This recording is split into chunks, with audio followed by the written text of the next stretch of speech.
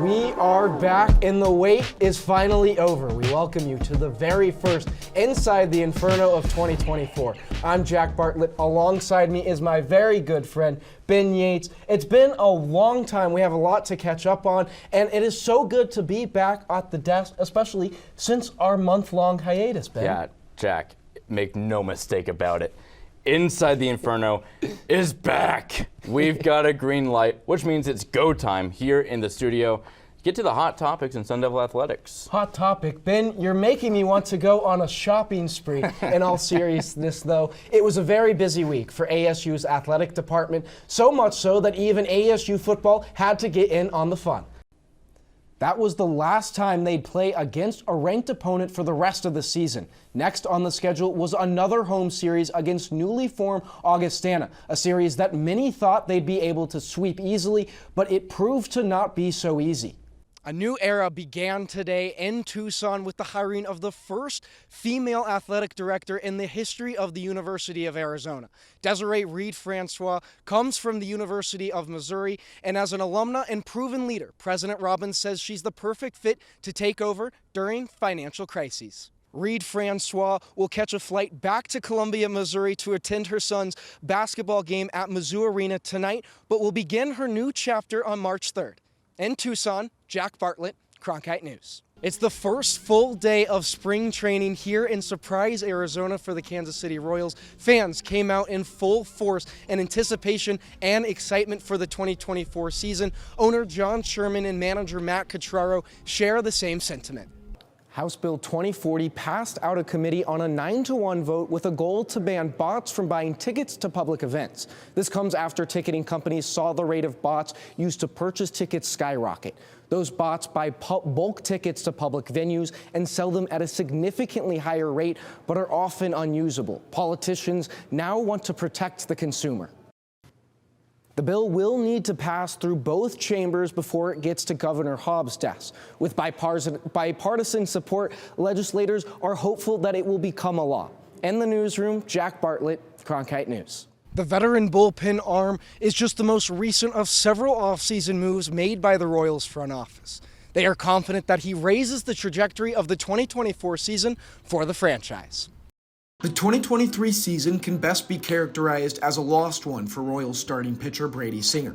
In the wake of injuries and inconsistencies, Singer struggled last season, but now he is motivated for a comeback attempt that starts in spring training. Had a good offseason, was a full-time dad, but, obviously learning to, get better, trying to figure out some new pitches, and I've worked on a lot of those throughout the offseason and brought a few here, so excited to get this going and see how it goes. In his fifth year at the major league level, Singer says he's learning how to stay consistent during a long and windy season. Manager Matt Catraro is feeling confident in Brady's future on the KC mound. He looks great. He's healthy. His back is feeling good. He had a career high in innings last year.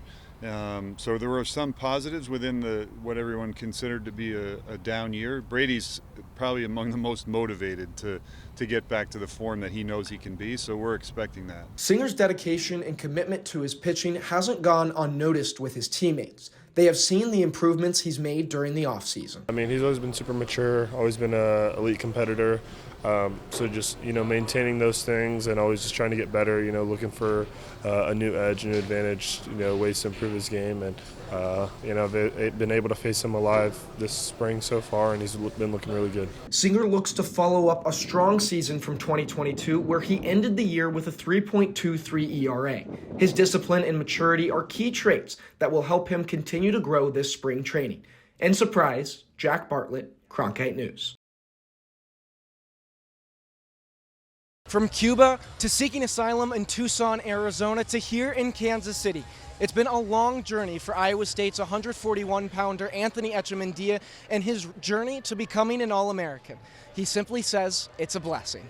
It makes me so happy to be able to, show all the work I've put in and pay him back for a second chance, because that man right there, along with my high school coach and all the rest of the coaching staff, they helped me. In 2018, Echemendia was in Guatemala for a wrestling tournament with the Cuban national team when all of a sudden he promptly left the squad in hopes of immigrating to the United States. It took around 20 harrowing days to get to the U.S., traveling through the jungle of Belize and avoiding the Guatemalan police. Since he left Cuba, Echemendia has not seen his parents, but they were blowing up his phone with texts during the NCAA tournament to show their support. My parents are driving me crazy. They're in Cuba and they're just texting me. My mom, I'm praying for you. I'm like, hey, you need to chill on me. Let me stay focused on the tournament. We talk later. You know, his father and our assistant coach, Coach Fernando Villascuse, grew up, they were kids together, and so that relationship goes way, way back. So Fernando's been like a father figure ever since Anthony came over to the United States about 4 or 5 years ago. Echemendia found asylum in Tucson, Arizona, where he wrestled at Sunnyside High School. He says it's the best high school wrestling program in the nation and is grateful for the opportunity afforded by his coaches. I can't really be humble about this because Coach Leon, man, we have the best program in the country. 30-something state titles as a team. Those guys, man, work really hard.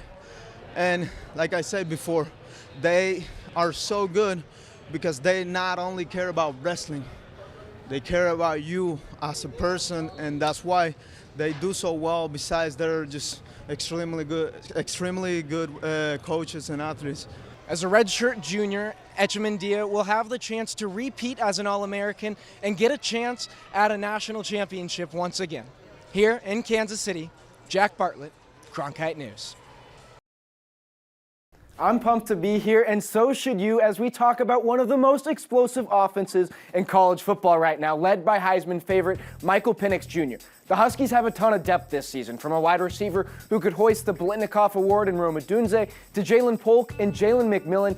Penix has a lot of guys to pass the ball to this year, so let's get into it. Second possession for UW, we're going to see Polk come into motion, move a defender off the line, and then a beautiful dime from Penix right to Giles Jackson, who burns past his defender. A beautiful play for the Huskies as they get on the board first. I love the next play for UW all the way around. We'll catch up here in a second. A check down pass from Polk, and it seems at first he may only get a few yards. But if you look, he's got a few blockers up in front. Wide receiver Giles Jackson, tight end Devin Culp with two crucial blocks to keep the play alive and give their team a fresh set of downs. If you take a second look, defensive end Brandon Dorless does a great job of getting off the line, but how about the sidearm pass from Michael Penix, an area where Patrick Mahomes has really excelled in the NFL, and Penix able to do the same thing, helping his team pick up a first down. Jalen Polk had himself a day against the Ducks, his second 118-yard game of the season, and burning past all defenders for a touchdown late in the first quarter to give the Huskies back the lead. We see an aggressive play calling from Kenny Dillingham, but how about Kalen DeBoer doing it himself? Penix right behind center, handing it off to wide receiver Jeremy Bernard, who sees he won't get many yards running upfield, so what does he do? Throws a dot right to Jalen Polk. We head to the third quarter where Rome Odunze does this one-on-one coverage with Dante Manning, jumps up in the air and makes an impressive catch in tight coverage. ASU has a tall task ahead of itself this weekend, needing to contain Penix, Odunze, Polk, and Jalen McMillan is no easy feat. In fact, no team has accomplished said feat this season as the Huskies stand undefeated. Using unconventional defense, like using Jordan Clark to blitz or zone coverage with 2 or possibly even 3 high safeties, may help the Sun Devils from bleeding dry. ASU will need to capitalize on the run game as the Huskies have allowed 135.3 yards per game on the ground, which ranks 50th among FBS schools. Sac State transfer Cam Scatabo has kept ASU in games often by himself, and he'll need to do it again to have a chance. And ahead of the big matchup and the greatest setting in college football on Saturday, I remind Sun Devil fans that Trenton Bourguet is the last quarterback to take down the Huskies dating back to last season. I'll be there live for more news and updates during the game with Inferno Intel. Until then, I send it back to you guys at the desk.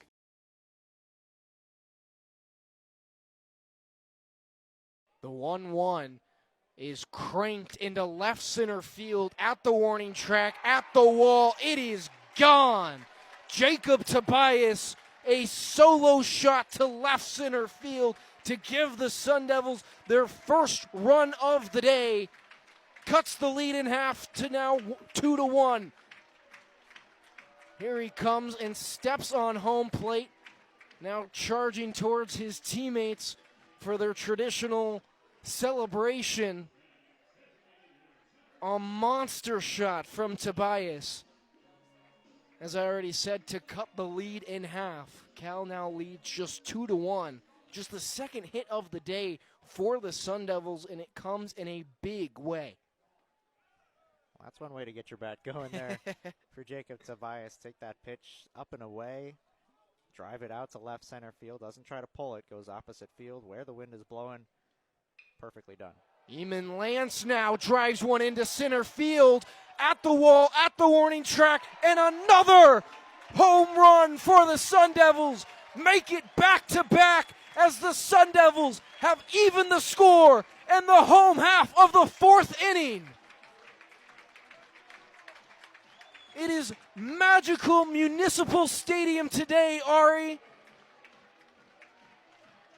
From down 2-0 to even the score at 2-2 in back-to-back at-bats. Eamon Lance and Jacob Tobias, heroes of the afternoon thus far. Inbounds it to Collins. He'll dribble it up. Now driving. The layup. The reverse layup! 1.9 seconds left, and Frankie Collins sends the Riverhawks good night.